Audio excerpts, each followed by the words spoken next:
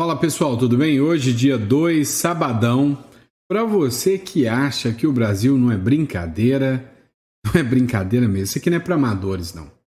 Olha só, uma turma aliada do Lula resolveu fazer um manifesto pela soberania do Brasil. Como se eles se importassem com isso. E aí, resolvem atacar o Donald Trump e o povo americano. Pois é. Você já viu aquele meme que diz assim, eu gosto de assim, amostradinho? Pois é, estão bem amostradinhos, né? Ato pró-soberania tem queima de boneco de Trump e de bandeira dos Estados Unidos. É assim mesmo que vão conseguir dialogar com os Estados Unidos. É queimando bandeira dos Estados Unidos. Né? Onde é que vocês arrumam dinheiro para comprar bandeira, hein? Vocês não trabalham? É o papai que banca vocês? Hã? Olha só, é queimando bandeira dos Estados Unidos. É queimando boneco do Trump, é atacando o Trump. Continua. Todo mundo sabe de quem vocês são aliados, né? Dá uma olhada aqui nas fotos, né? Parece que tem até um deputado lá no meio, né? Tem impressão de que tem um deputado que apareceu lá. Olha só, queimando nota de dinheiro com o Trump na cara. Não, é bom que ainda usa roupa verde e amarela, né? É, queimando dinheiro do Trump. Queimando bandeira. Ah, fizeram uma bandeira de papelão. Ah, tá certo. É. A turma não tem muita grana, não, né? E aí, a turma dos sindicatos que tem que liberar dinheiro para eles, né? A bandeira de papelão. Olha lá, que coisa grotesca, né? O Trump de cabeça para baixo, né? Parece que foi assassinado, empalado, né? É a impressão de que a turma do amor passa. Ah, botaram fogo no boneco. É uma alusão à morte do Donald Trump. Nossa, o Donald Trump deve olhar isso, deve ficar encantado, deve falar, ai, que povo brasileiro do amor, muito bonitinho, né? Vocês sabem o que vocês estão caçando com isso? Pondo fogo no boneco do Trump. Olha lá, aparece lá, o Brasil é dos brasileiros, fora Yankee. Nossa, eu fico olhando para um sujeito desse, com a camisa do comunismo, com uma publicação fora Yankee, um tênis da Nike, uma mochilinha da Tommy Hilfiger, um iPhone no bolso e gritando, fora Yankee! Ai, meu Deus. Não, é patético. Olha lá, o outro imprimiu. Foi lá no seu João da esquina, pediu para imprimir ali, ó, R$1 a impressão. Imprimiu um monte de notinha para poder cortar e pôr fogo. Ai, meu Deus. O que é isso aqui, gente? Não. Pelo amor de Deus. Um Trump, um Bolsonaro preso. É isso aí. Tô olhando, você tá gostando. Trump, tire suas patas do Brasil. Não, olha só, que gente bonita. Olha isto, luta, PT. Olha o shape mais... talvez não tá dando para você ver, tá um pouquinho afastado, né? Olha o shape aqui maravilhoso da turma. Nossa. Foram essas as fotos, né? Parece um museu, né, de horrores, né? Pelo amor de Deus. Vamos lá. O Ivan Kleber publicou aqui, ó. Bandeira americana foi queimada aos cantos de Fora Trump na América Latina e Fora Israel das terras palestinas. Por um grupo em frente à embaixada. O grupo aliado de Trump. Vamos assistir.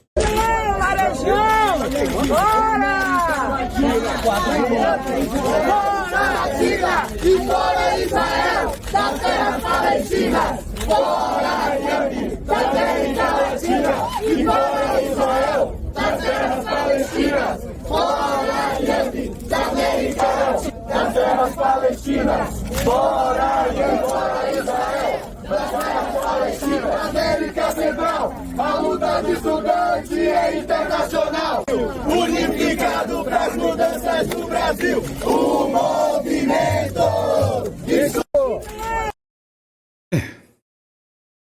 Eu critico muito o Bolsonaro, mas Bolsonaro tinha razão. O povo da esquerda é bem mais feio e bem mais burro, né? Oh, que é isso aqui? Tá de sacanagem, né? Aí tá bom. Vamos fingir, né, que isso aqui é normal.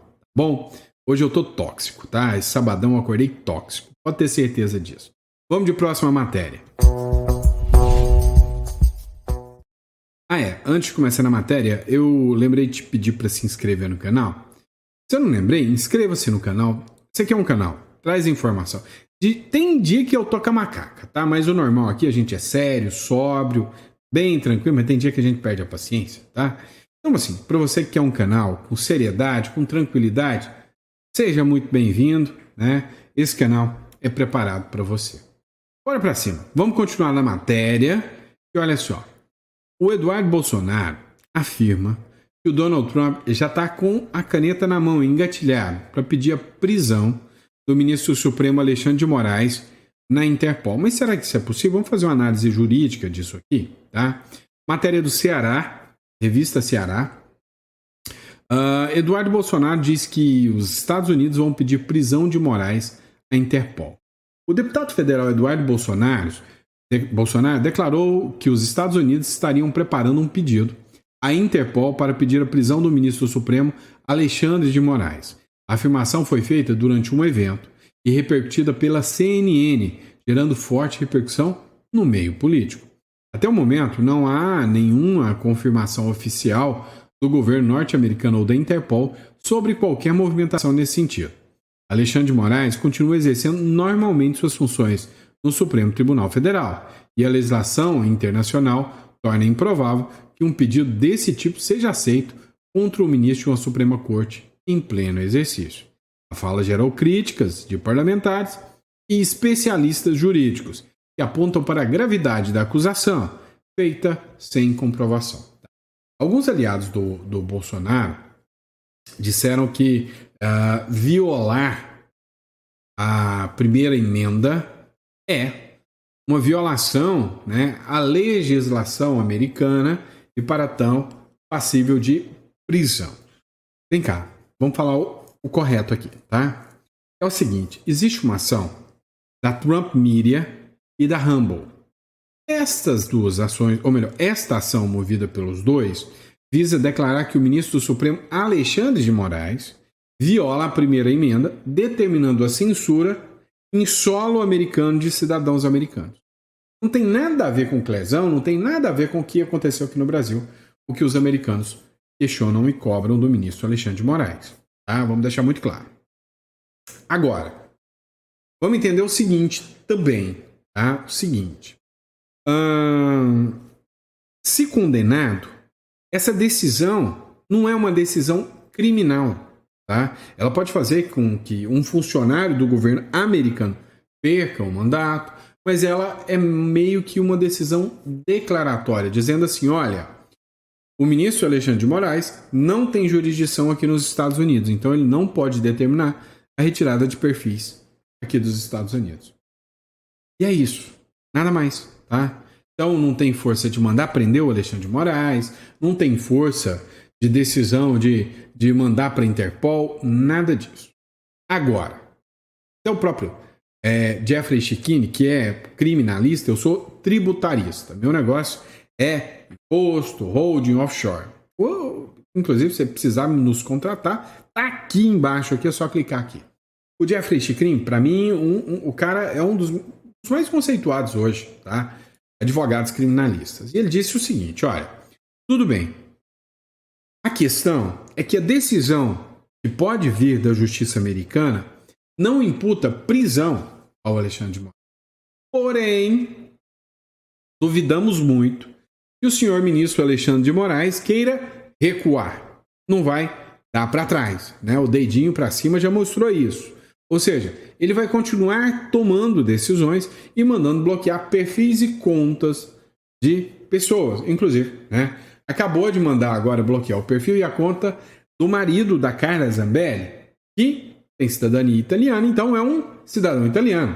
Mandou bloquear as contas do esposo da Zambelli, né, que é um militar. Né?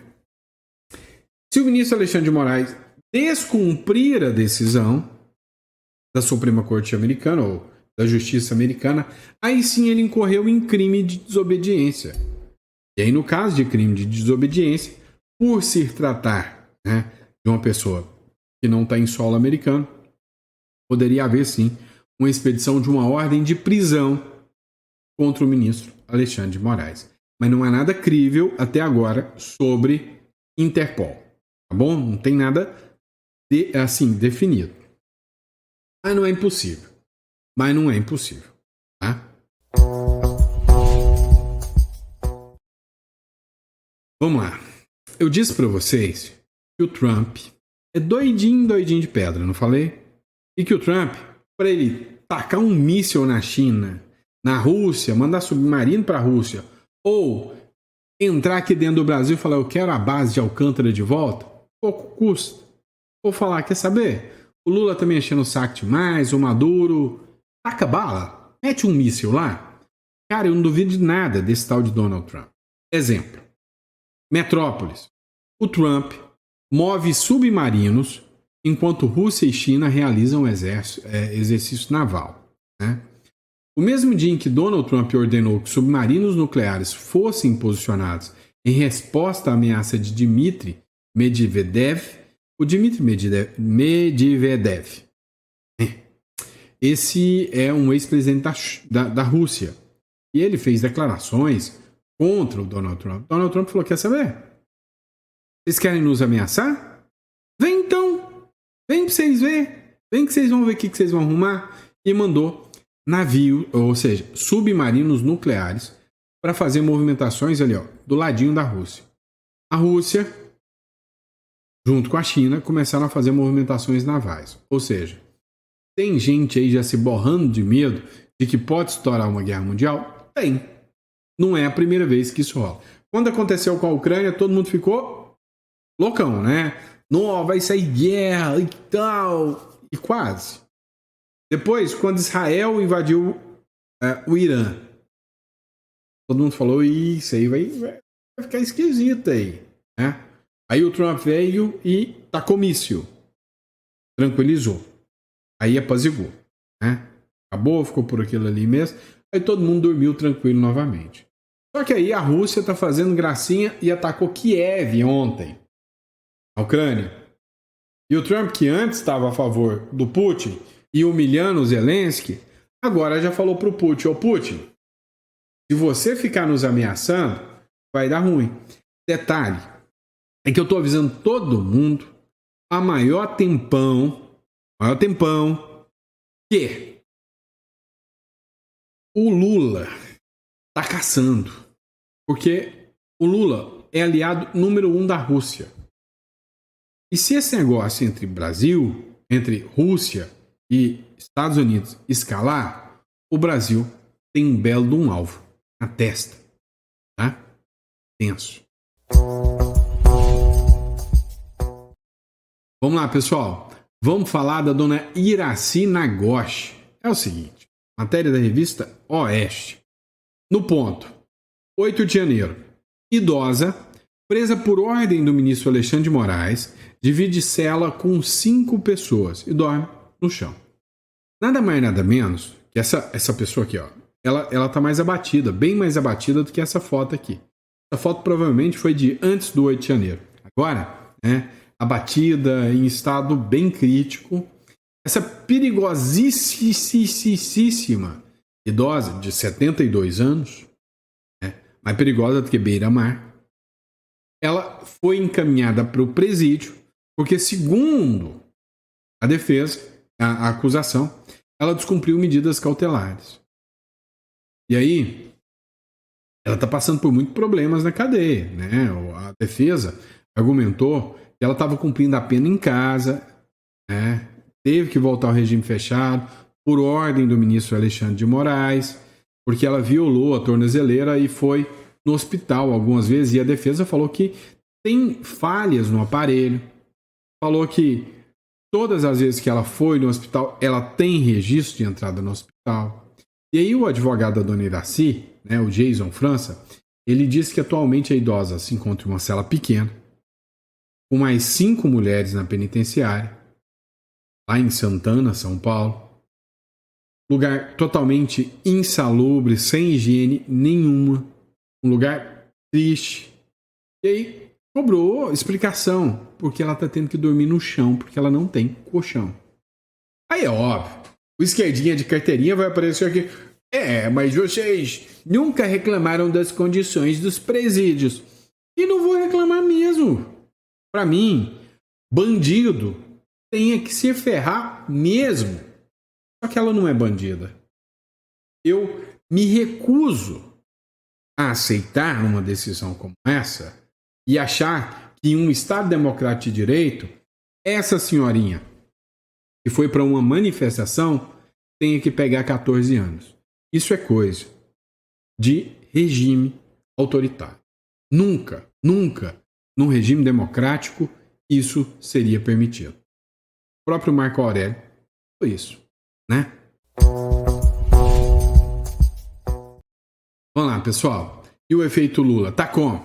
Daquele jeito. Pois é, causando desemprego, caçando briga com o Trump. E aí? Eu tenho ações da Gerdau.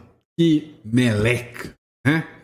A Gerdau decide reduzir investimentos e demite 1,5 mil funcionários. Tá bom. Detalhe. Eu tenho fé que o Lula um dia vai sair, tá? E aí, eu acredito que a democracia vai voltar.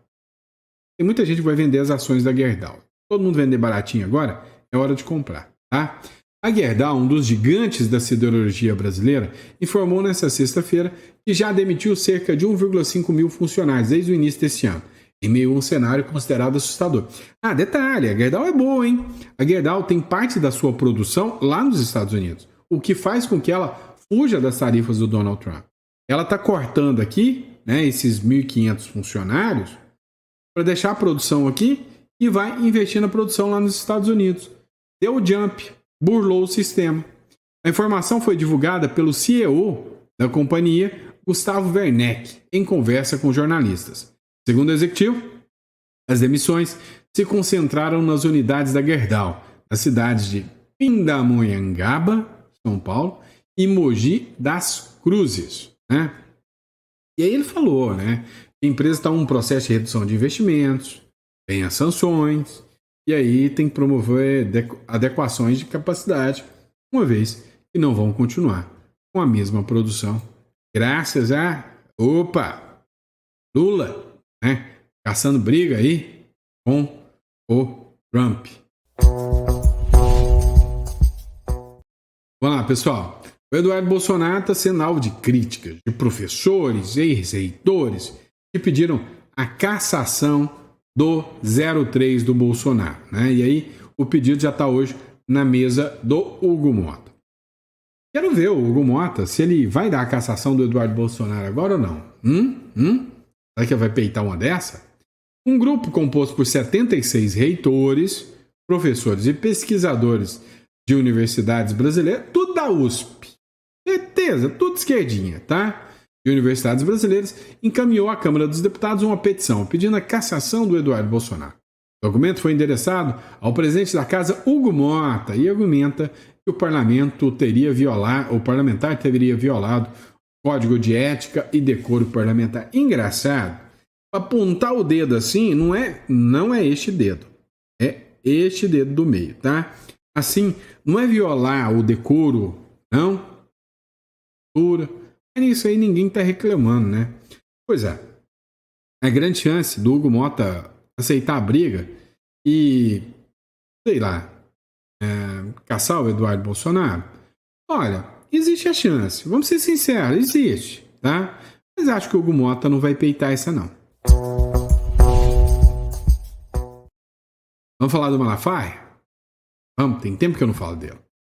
Malafaia, Nicolas e aliados reagiram ao discurso do Alexandre de Moraes. Pois é, os aliados do ex-presidente Jair Bolsonaro estão reagindo com críticas ao discurso de ministros do Supremo Tribunal Federal que saíram em defesa dos ministros Alexandre de Moraes do STF, sancionado via Lei Magnífica.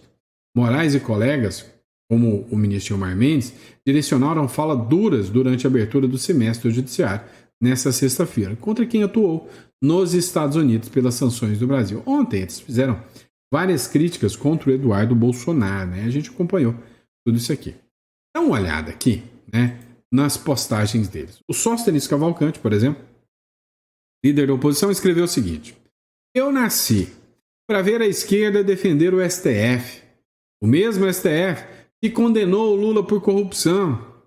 Eu nasci para ver um ministro indicado pelo, abre aspas, golpista Michel Temer, ser defendido pelos esquerdismo. Este é o governo da Suprema Esquerda. O Nicolas Ferreira já foi mais tranquilo, né?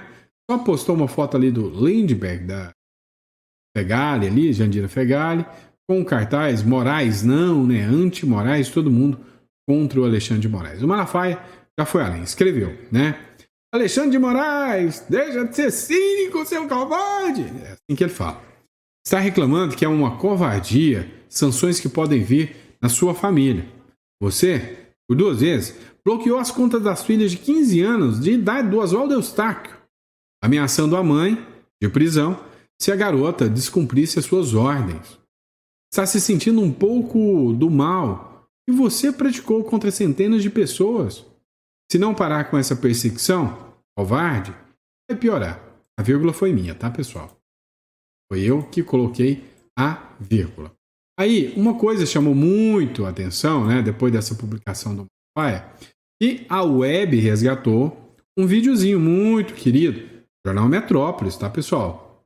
Para quem duvida aí, ó, é o Metrópolis que fez essa publicação.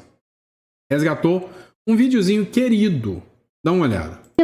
Em que o nosso indicado sabatinado é um militante partidário convicto, aliás, por posicionamentos externados. Eu não diria só um militante, eu diria, além de militante e filiado, nós temos posicionamentos até de perseguição política por parte do indicado em relação, por exemplo, ao Partido dos Trabalhadores, em relação a manifestações feitas em apoio ao impeachment da presidenta Dilma. Como diz o nosso premiado escritor Raduan Nassar, a quem eu quero aqui fazer um breve desagravo. Nós vivemos tempos sombrios, muito sombrios. É indiscutível que o país vive uma séria e profunda crise política e institucional, que impõe grandes desafios à nossa golpeada democracia. Por isso o incômodo, o temor, a insegurança com a indicação de Vossa Senhoria para esse cargo ao Supremo, doutor Alexandre. Aliás, o senhor diz que se considera imparcial ao assumir o STF, que não vê problema nenhum com as suas posições, que vai se guiar pela Constituição. Mas eu lhe pergunto, a que o senhor então atribui as manifestações tão contundentes, contrárias à sua indicação, que nós estamos recebendo nessa casa? Manifestações contrárias de juristas, manifestações contrárias de entidades. Seguramente nesse contexto há muita indignação e contrariedade perante a opinião pública com a indicação de Vossa Excelência. São manifestações que nós não vimos aqui em outras indicações para o Supremo. Com o ministro Fachin, nós tivemos uma campanha nas redes sociais, tivemos uma campanha de imprensa. Com Vossa Excelência, nós temos manifestações de entidades, como, por exemplo, é o caso do Centro Acadêmico 11 de Agosto, local que Vossa Excelência tão bem conhece. Vossa Excelência é professor da USP. Pois bem, os meninos do 11 de Agosto vieram nos entregar um abaixo-assinado com 270 mil assinaturas, já somos 278, contrárias à sua indicação. Eles lhe conhecem. Por que eles são contrários à sua indicação? Tivemos um outro ato aqui também, que foi o lançamento da anticandidatura da jurista e professora Bia Vatina, em que o nosso... Não é que o PT estava certo, gente. Tá vendo? Coisas mudaram, né? Mas não é que naquela época o PT estava certo? Se todo mundo tivesse apoiado o PT naquela época, né? Talvez a gente não estava numa situação tão complicada assim. Mas vamos lá, né? Tudo muda, tudo passa, tudo passará. Já dizia, né, Renato Russo. Inclusive, né, fico feliz com a decisão do Alexandre de Moraes. Hoje eu estou feliz com uma decisão do ministro Alexandre de Moraes. Olha desse cara aqui, ó, né? Assim, minha solidariedade total ao Constantino, que está enfrentando um câncer, né? Então, é um guerreiro, todo mundo sabe disso. Moraes desbloqueia as redes de Rodrigo Constantino 2 dias após a lei Magnish. Oh, que bom. O ministro Alexandre de Moraes, do Supremo Tribunal Federal, determinou o desbloqueio. Aí sim, tá certo, né? Não estou elogiando ele, mas estou dizendo, isso é uma arbitrariedade sem tamanho. Rodrigo Constantino só dá opinião. Determinou o desbloqueio das redes sociais do jornalista Rodrigo Constantino, da Gazeta do Povo, nesta sexta-feira. A decisão ocorre 2 dias após os Estados Unidos sancionarem o ministro com a lei Magnish, que serve para punir estrangeiros que os Estados Unidos consideram grandes violadores dos direitos humanos.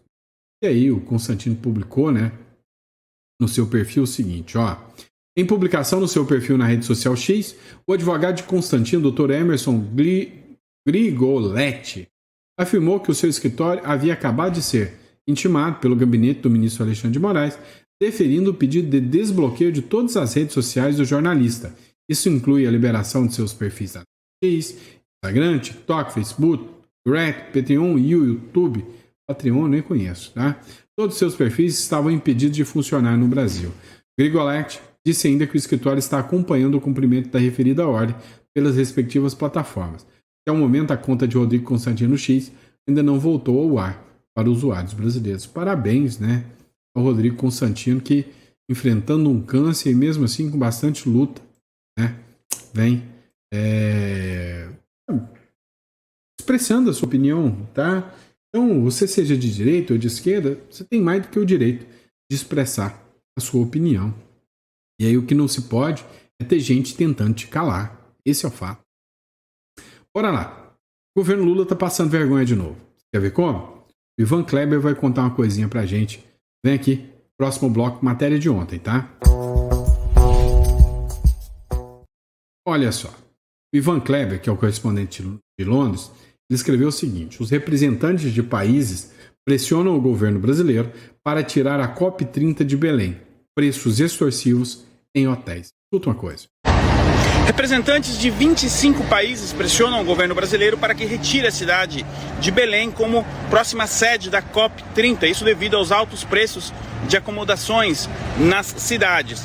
Eu fiz um levantamento e descobri que no começo do mês de julho, entre o final de junho e começo de julho, portanto há um mês, negociadores de governos da África e do Pacífico enviaram cartas ao Brasil, país anfitrião da COP, expressando preocupações com os preços astronômicos de acomodações na cidade de Belém. Então, caso você seja da cidade de Belém, deixe aí o seu relato sobre a situação.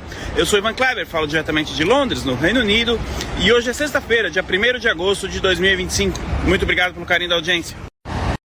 Olha, alguns pontos precisam ser analisados, né? Belém realmente tem uma estrutura um pouco precária, né? Sem contar, né, o perigo. Cidade perigosa. Eu quase fui procurador do Amapá. Passava por Belém, né? E assim, gente, mostra o quanto são incompetentes, né? Não pararam para pensar na questão da hospedagem. Ó, só que teve um comentário da Ju Angelina que escreveu o seguinte: olha, depois da reunião do Trump com a União Europeia, tô achando que isso é desculpa para não vir. Muitos países já estão pulando do barco. Não quer muita ligação com o nosso excelentíssimo presidente. Eu venho falando isso há muito tempo para vocês. Quanto tempo eu já venho falando que o Lula é uma lepra, uma lepra internacional, como é que chama? Diplomática. Ninguém quer chegar perto, vai se sujar, vai se queimar. É fria, furada, sujeira, né? Canseira. Pois é, meu amigo. Ninguém quer. Então, acho também, né, que é mais um argumento para que não venha, que não compareça e que não passe vergonha, né? Literalmente, aqui no Brasil, né? E aí, só para encerrar, o governo Lula deu uma regadinha, tá? Deu uma regada. Mandou uma cartinha lá para o Marco Rubio para ele pegar leve nas sanções. Detalhe, eu queria ler tanto essa carta, mas o governo Lula põe sigilo de 15 anos em carta enviada a Marco Rubio. O governo Lula impôs sigilo de 15 anos a uma carta enviada pelo ministro das Relações Exteriores, Mauro Vieira, ao chefe da diplomacia de Donald Trump, secretário de Estados Unidos, Marco Rubio.